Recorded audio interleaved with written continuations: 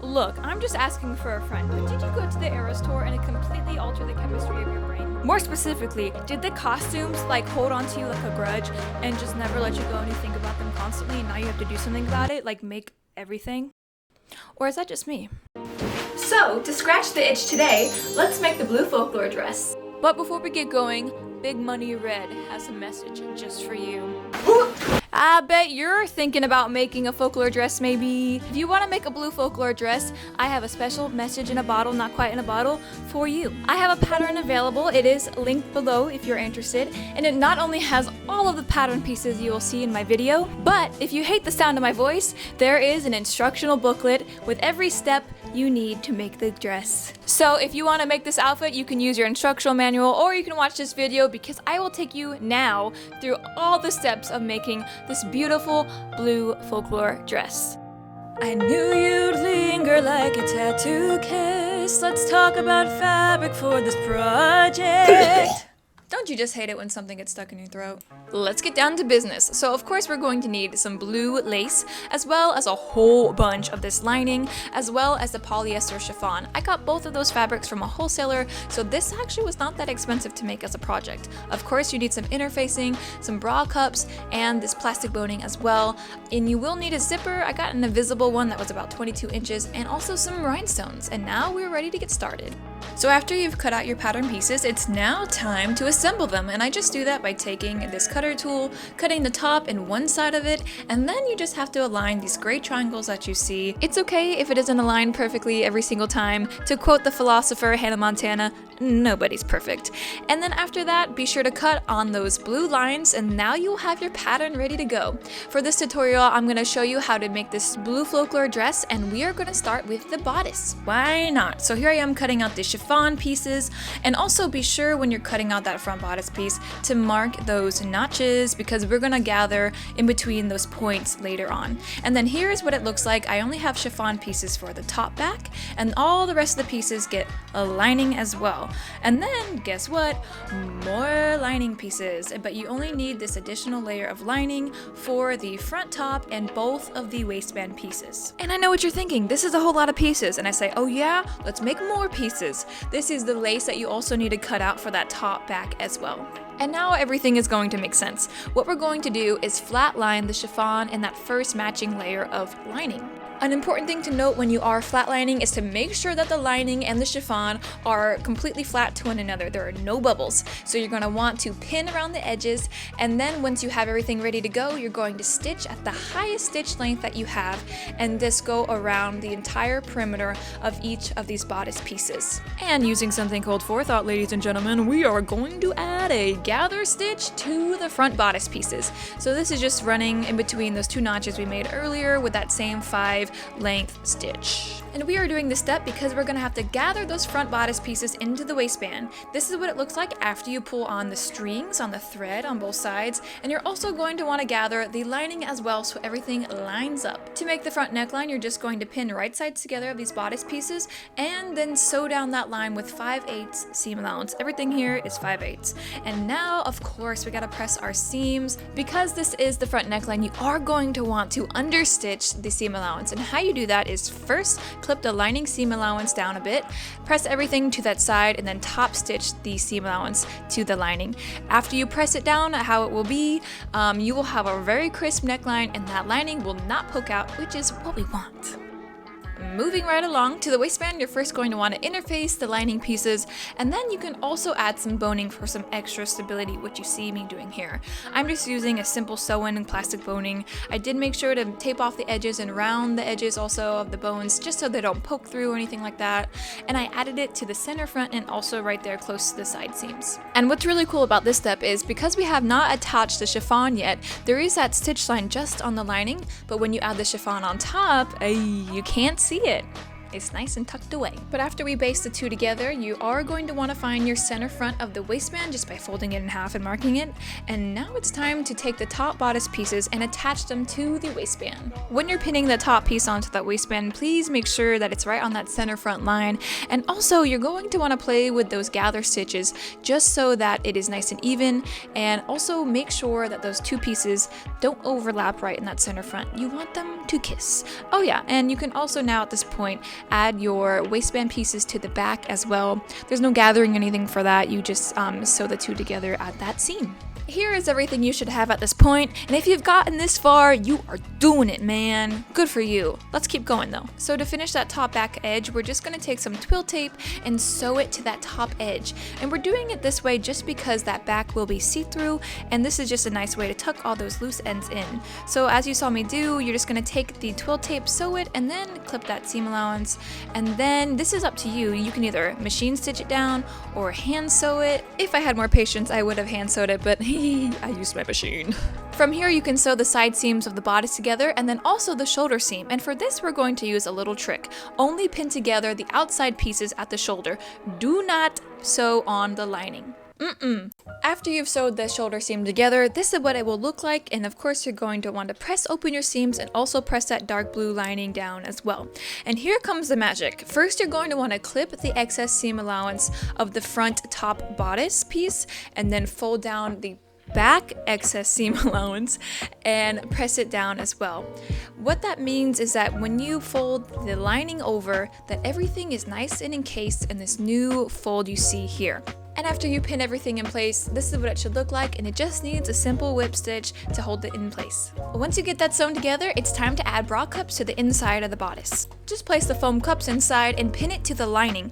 What you want to do is make sure that it is nice and flat on the pads as well, that there's no buckling, and even try it on because it might help you get the placement just right. And now for the fun part, we're going to put the lace on the bodice now. And this is kind of like a trial and error thing because it's a lot of draping and pinning and seeing how the lace that you have is going to want to lay.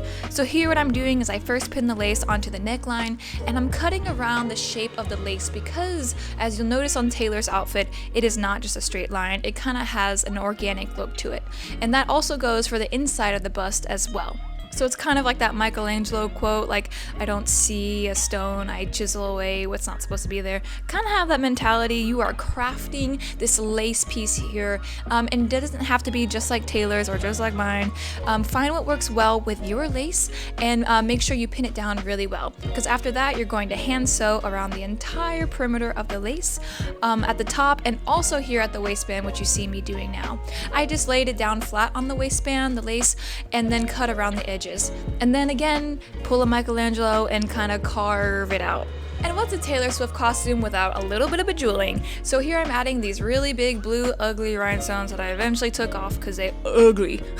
And I eventually just went with some silver rhinestones, which you also see on Taylor's outfit as well. And after that, we have completed the bodice for now. It is time now to move on to the skirt.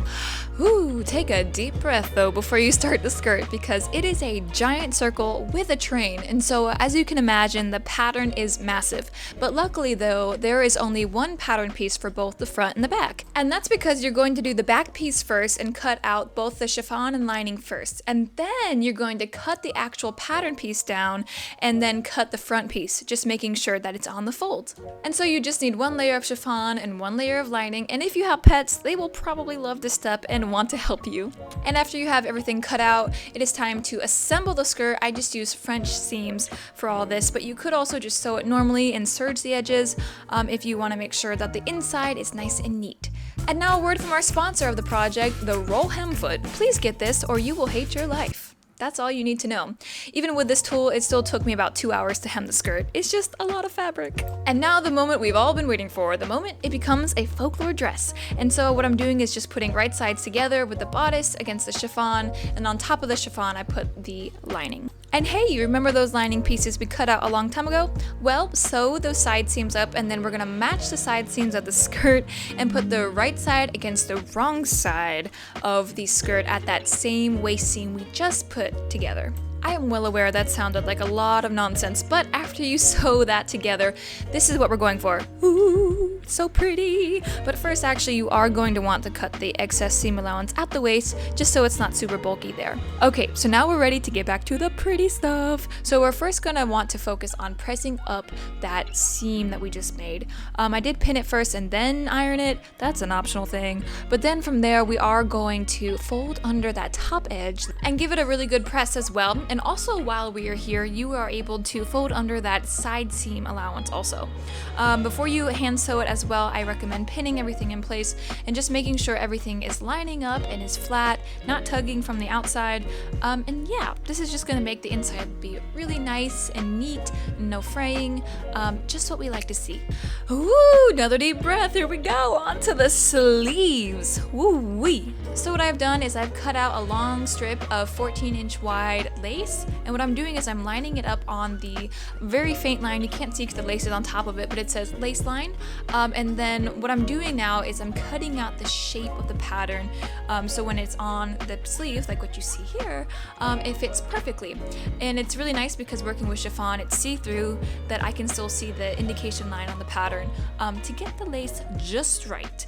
And now, my friends, it's time to sew on the lace. I am just top stitching both sides on, and I am going crazy, man, because I'm using the zigzag almost edge of the lace because I really like that organic look that tailor sleeves have also for the lace. And now we have to cut the chiffon behind the lace off and finish the inside. And how I'm doing that is I cut first 1 inch away from the stitch line, fold it under, and then top stitch on that new fold we just made. And all that's left to do is roll hem the entire bottom edge, and please again get a roll hem foot. And now it's time to add the drama to the dress, and that is, let's put the sleeves onto it. So I'm first taking the lace area that has that point, and I'm putting it about 4 inches down from the shoulder seam. I'm just putting it straight on the neckline, and yes, if you haven't guessed, all the top part of the sleeve will be hand sewn on. And this is where it gets weird. The sleeves are a lot about draping and also what you want it to look like, because it's weird. It starts at the neckline and then it goes up around and ends in the arm's eye area, in the armpit. And so it has to do this weird, almost like snail shell spiral, starting here at the beginning, at the top, and go around and end up in the front armpit. Also, you can see me here. I did tuck under the lace pieces in the front just because I wanted it to have like a nice folded look. And here's the back as well. I just tried to get them as even as possible. I did take my sleeves a little bit towards the center back slightly, just because I wanted it not to be so tight around the arm. And then taking it around still, and this is what I was talking about with the weird spiral thing into the armpit. It goes out and then goes back under the armpit. And this is also why you need to roll hem the entire perimeter of the sleeve so that when you're pinning it on and then when you hand sew it, you don't have to worry about any funky fraying either. And then this is the point. I tried to match it up exactly where the top of the sleeve starts, so it's like a complete circle around. And I can admit it, this is where I messed up. I put the sleeve right at the raw edge when really it needed to be at 5/8 of an inch where you sew it at, just so the sleeve isn't so tight in your arm. And now it's just playing with the drape around the armpit area, trying to get everything to lay flat. I would recommend not sewing it right on the raw edge like I mentioned before, because I had such a trouble with getting everything to line up perfectly. And boom bam baby, you got yourself a beautiful folklore dress. But I know what you're saying, there is still fraying in my armpit and it's not my armpit hair. And you're right, we need to finish the inside of the sleeves, and I'm just doing that by using twill tape again. I'm sewing it on and then I'm gonna fold it under. Just please make sure you're stitching 5/8 away from the raw edge. And once the zipper is on, the dress is complete.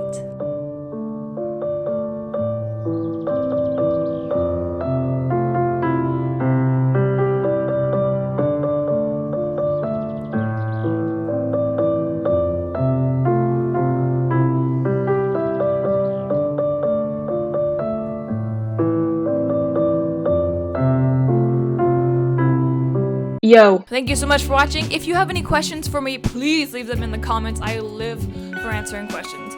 No joke. And if you want to see more Taylor Swift inspired costume tutorials, be sure to subscribe to this account to Kenzie Creations. That's my name also. Hi, my name is Kenzie. I just finished this bronze Evermore dress and I love it so much. Every folklore dress needs her sister. She needs an Evermore dress. So yeah, that's the end of this and I will see you in the next one.